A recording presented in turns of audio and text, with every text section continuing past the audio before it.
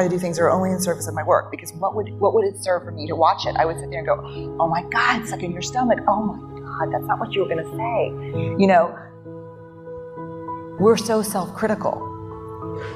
And one of the things that I think happens, and I think this happens a lot, it happens in different professions, but I think I see it a lot with creatives, is there is an ideal of what you're supposed to be. And what a lot of us end up doing is we orphan the parts of ourselves that don't fit what that ideal is supposed to be. And what it leaves when we orphan all those parts of us is it just leaves the critic. And so reserved in this seat is this. Where we came from,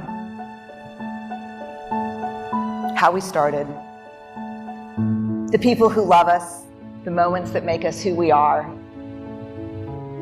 And in that chair should be this person.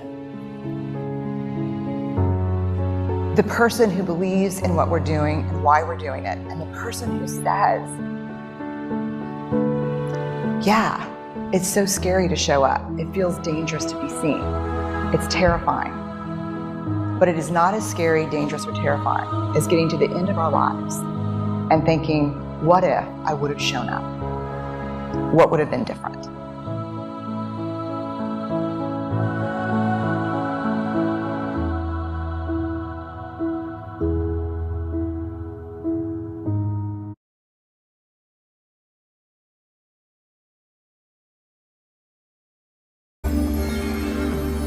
Everything, inside everything, fundamentally you can break it down into a triangle, every shape and every form. The more distinctly you can cover a certain space, when you see this body, if you can fill every millimeter with a triangle, you're beginning to understand the geometry of that particular form.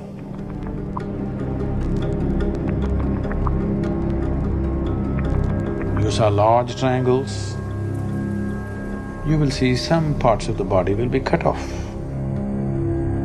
Yes, if I make this body into 3 triangles or 5 triangles, some parts will be cut off, it can't be included. And some empty spaces where there is nothing will be inside. So if I have to make this completely occupied by triangles, I will have to make it into 10 million triangles. It will need that much attention to be able to break this into millions of triangles. If you break it down like this one need not do as technically as I'm saying, but in some way, only if this happens, will you have a vivid imagination that when you imagine something, it's as real as real.